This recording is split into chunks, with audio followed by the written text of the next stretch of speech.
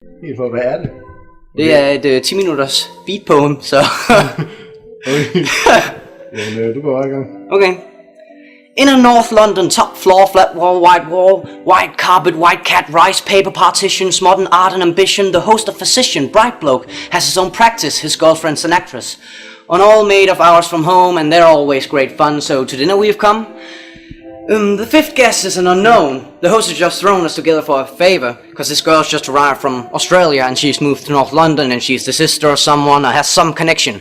As we make introductions, I'm struck by her beauty. She's irrefutably fair with dark eyes and dark hair. But as she sits, I admit I'm a little bit wary, because I notice the tip of the wing of a fairy tattooed on that popular area just above that area. And when she says, I'm vegetarian, I confess a pigeonhole starts to form. And is immediately filled with pigeon when she says her name is Storm. Conversation is initially bright and light-hearted, but it's not long before Storm gets started. You can't know anything. Knowledge is merely opinion. She opines over her Cabernet Sauvignon vis-a-vis some unequivocally empirical comment made by me. Not a good start, I think. We're only on 3 dinner drinks, and across the room my wife widens her eyes, silently begs me, be nice. A matrimonial warning not worth ignoring, so I resist the urge to ask Storm with a knowledge the so loose weave of a morning when deciding whether to leave her apartment by the front door or the window on her 2nd floor. The food is delicious, and Storm, whilst avoiding all meat, happily sits and eats, as the good doctor slightly pissedly holds court on some anachronistic aspect of medical history, when Storm suddenly insists, but the human body is a mystery. Science just falls in the hole when it tries to explain the nature of the soul. My host there throws me a glance. She, like my wife, knows there's a chance I'll be off of one of my rare but fun rants. But I shan't. My lips are sealed, I just want to enjoy the meal.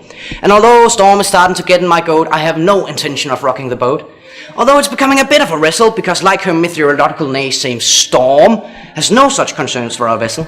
Pharmaceutical companies are the enemy. They promote drug dependency on the cost of the natural remedies that are all our body's needs. They are immoral and driven by greed. Why take drugs when herbs can solve it? Why use chemicals when homeopathic solvents can resolve it? I think it's time we all return to live with natural medical alternatives. And try as I like, a small crack appears in my diplomacy dike. By definition, I begin, alternative medicine, I continue, has either not been proved to work or been proved not to work. Do you know what they call alternative medicine that's been proved to work? Medicine.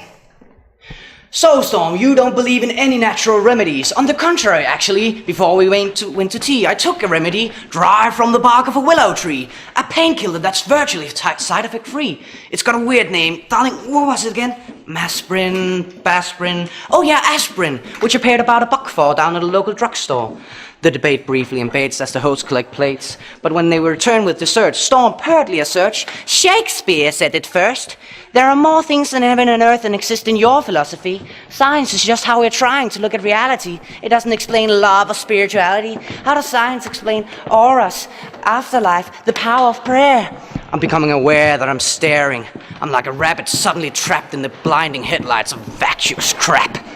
Maybe it's the Hamlet she just misquaffed, or the 6th glass of wine I just quaffed, but my diplomacy dike groans and the asshole held back by its stones can be held back no more.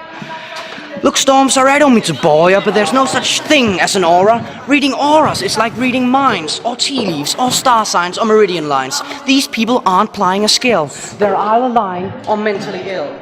Same goes for people who claim to hear God's demands with spiritual healing, saying they've got magic hands. And by the way, why do you think it's okay for people to pretend they can talk to the dead? Isn't that totally fucked in the head, lying to some crying woman whose child has died and telling you you're in touch with the other side? I think that's fundamentally sick. Do we need to clarify here that there's no such thing as a psychic?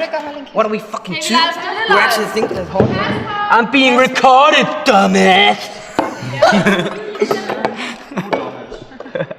Nej, jeg hedder Kasper, ikke